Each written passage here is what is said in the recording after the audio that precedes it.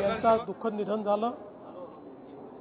आपल्या सर्वांनाच कल्पना आहे की राजकारण, सहकार, शिक्षण, उद्योग या प्रत्येक क्षेत्रात अतिशय गुणात्मक कार्य हे डी.वाय. दादांनी उभं केलं आणि विशेषतः समाजातल्या प्रत्येक व्यक्तीला न्याय मिळावा अशा पद्धतीनं त्यांचं कार्य होतं। एक प्रदीर्घ अशी राजकीय कारकीर्द देखील त्यांची होती। नगरसेवक, आमदार इथपासनं तर बंगाल, बिहार आणि त्रिपुरा या राज्याचे राज्यपाल म्हणून देखील त्यांनी कार्य केलं। आपल्या विविध संस्थांच्या माध्यमातून एक मोठं शिक्षण क्षेत्रातलं साम्राज्य त्यांनी उभं केलं। सहकार क्षेत्रात अतिशय उत्तम काम केलं, उद्योग क्षेत्रात काम केलं आणि सगळ्यात महत्त्वाचं अजातशत्रू अशा पद्धतीचं त्यांचं व्यक्तिमत्व होतं। समाजातल्या सर्व लोकांशी, सर्व पक्षाच्या लोकांशी, सर्व विचारांच्या लोकांशी अतिशय सलोख्याचे त्यांचे संबंध होते। मला देखील अगदी जवळून त्यांच्याशी संपर्क ठेवता आला आणि निश्चितपणे त्यांचं जे व्यक्तिमत्व होतं ते अगदी हवंहवंसं वाटणार अशा प्रकारचं व्यक्तिमत्व होतं।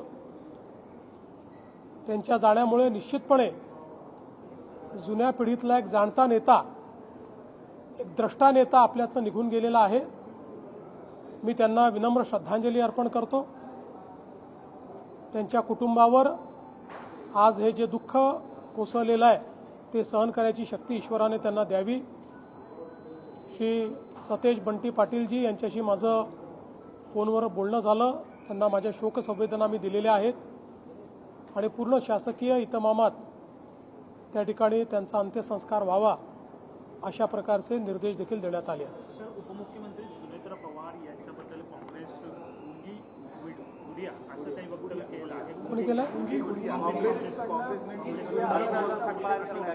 मला असं वाटतं की अतिशय खालच्या स्तरावर हे उतरलेले आहेत।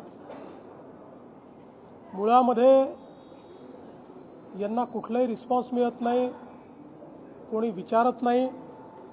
त्यामुळे न्यूजमध्ये येण्याकरता अशा पद्धतीचं काम चाललेलं आहे। बदनाम हुए तो क्या हुए, नाम तो हुआ अशा पद्धतीनं यांची कारवाई चाललेली आहे आणि मला असं वाटतं की महाराष्ट्राच्या राजकीय संस्कृतीत इतक्या खालच्या स्तराला जाणारे हे आता आपल्याला पहिल्यांदाच पाहायला मिळत आहेत। नंतर राज्यामध्ये एमपीएससीचे पेपर फुटले हा सगळा प्रकार पुढे आणत रोहित पवारांकडून सातत्याने आरोप केले जात आहेत। पत्रकार परिषदेत प्रेझेंटेशन सुद्धा दिलं जात आहे। मी कुठलंही प्रेझेंटेशन वगैरे आज बघितलेलं नाही, पण यापूर्वी त्यांनी ज्यावेळेस आरोप लावले त्यावेळेस त्याचं उत्तर स्वतः एमपीएससीने दिलेलं आहे आणि एमपीएससीने त्या संदर्भात जरी 3 महिन्यांनी आरोप झालेला असला तरी पोलीस कंप्लेंट केलेली आहे आणि पोलीस चौकशीची मागणी स्वतः एमपीएससीने केली। सर, पोलिसांचे फेक आयडी आहेत ते तयार केलेत आणि पगार वेतन आहे ते घेतलेलं आहे अशा पद्धतीचा मोठा घोटाळा 6 कोटी हा 2020चा घोटाळा आहे, आजचा नाही आहे।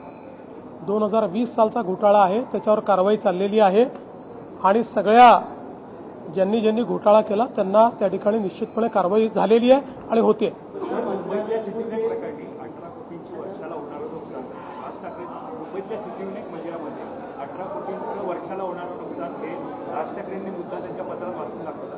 मात्र या प्रकरणी आता सीआयडीची चौकशी व्हायची मागणी ही पश्चिम होताना पाहायला मिळते, तो होईल का? बघा, कुठेही शंका निर्माण झाली आणि पुरावा असेल तर चौकशी झालीच पाहिजे। त्यामुळे निश्चितपणे या संदर्भातली सगळी चौकशी केली। सर, खुनाच्या संशयिताला पुण्यामध्ये बोनेटवर पोलिसांनी दिंड वगैरे काढली होती, त्या संदर्भात राज्य मानव अधिकार आयोगानं नोटीस देखील पाठवलेली। मला माहित नाही, मी नोटीस बघितला नाही। सर